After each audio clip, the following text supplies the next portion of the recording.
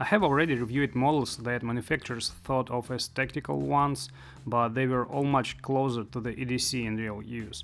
But Olight Warrior Mini was deliberately created as a pocket model with extended user interface, and such upgrade adds a really lot to convenience of use. You get the same EDC model and you can use it in a tactical way with instant turbo strobe in some specific situation. So please love and favor Olight Warrior Mini. If you would like to buy this model, there is a link to the store where you can do it below video, and feel free to subscribe my channel. Next review will be about Warrior X Turbo. Package is the same. The white textured cardboard box, as for most of Olight models, looks modest and decent. There's nothing new inside, just everything you need besides holster, a flashlight, a battery, cable and lanyard. And what about the flashlight size? It is really compact and lightweight, just pure EDC model with its 106 millimeters length and just 100 grams of full weight.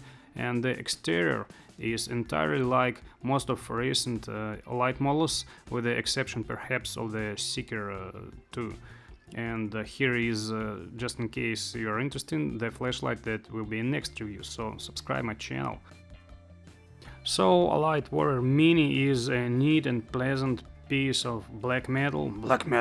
Looks good and feels no worse when held it in hand. Absolutely EDC size and form factor with recognizable Olight design elements. And here is Warrior Mini unique feature, which distinguishes the flashlight from the general mass of EDC models of Olight. They always had a flat tail cap with a magnet. Now there is a fashionable two-position tactical button. It looks stylish, it doesn't make tail stand worse, and it works as a contact for the usual pad of Olight magnetic charging. Of course, the functionality of the magnet hasn't gone anywhere, which is extremely convenient, and the charge current here is also good. It takes like 4 hours to fully charge battery. There is a spring at the side of tail cap. At the head side there is a specific contact that prevents Olight Warrior Mini from working with third-party batteries. In a number of models this restriction concerned only the impossibility of charging such batteries. Now it is complete. Fortunately, in almost everyday situations, one battery is sufficient, and the battery included is quite capacious. You can count on a good runtime.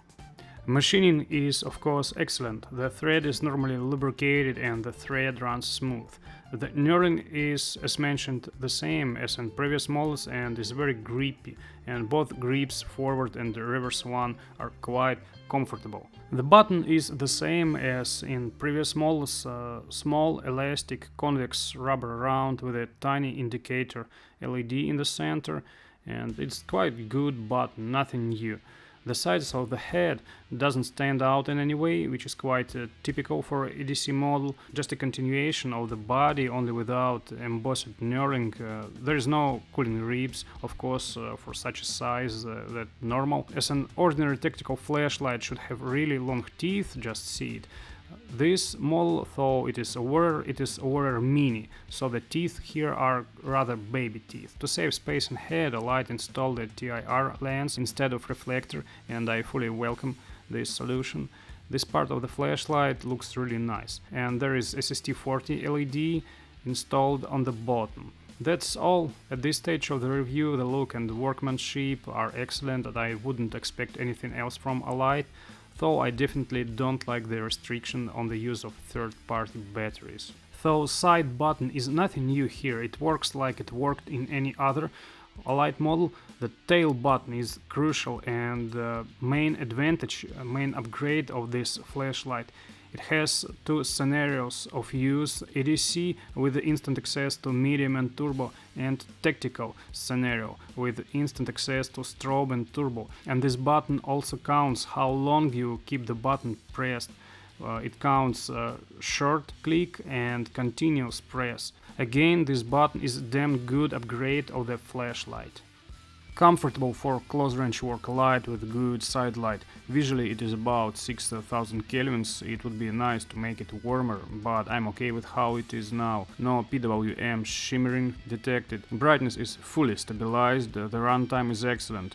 Despite the size of the model, turbo mode here is quite long even without cooling. It lasts for about 90-100 seconds and about the same before stopping at a completely stabilized level of 500 lumens, I mean high level. And by the way, the model doesn't get very hot in turbo mode. For the user this is good, and that's not that good for a flashlight. It leaves the question of how heat transfer from the LED is organized, and due to the size I didn't see any effect of cooling on the runtime of turbo mode. 500 lumens in high is not impressive as a figure, but alive it is more than enough in terms of brightness and runtime, and after all 3.5 hours of fully stabilized 500 lumens is actually good. That's enough for the whole evening, and you can eliminate quite a lot around you in this mode, as you can see now on this peak. If you need brighter, you've got turbo with its 4 minutes before falling to the high level, and that's definitely enough.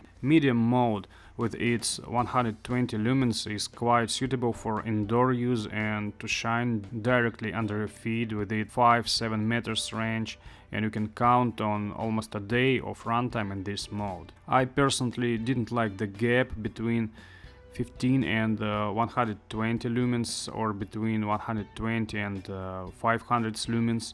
I would do something intermediate. It would be good, just 4 or 5 normal modes and 2 hidden modes, I mean moonlight and turbo. This would be better for me.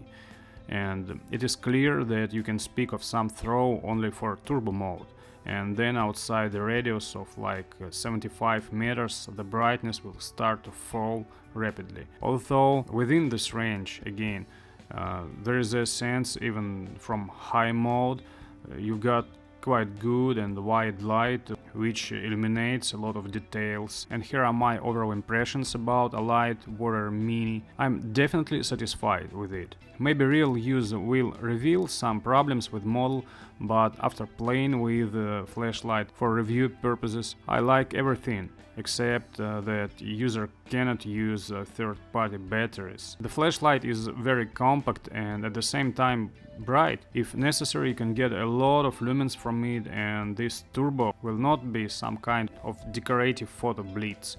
In other modes you can shine for a long time and without step down in brightness.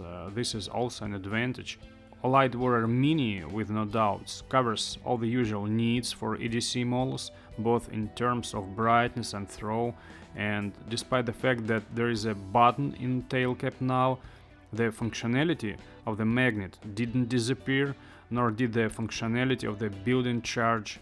And of course you can charge only with a proprietary cable, but this will not be a problem for owners of several Olight models. So you've got one cable at home, the other one in car, and the third one at work, for example. And the appearance of this button, the functionality of this button has significant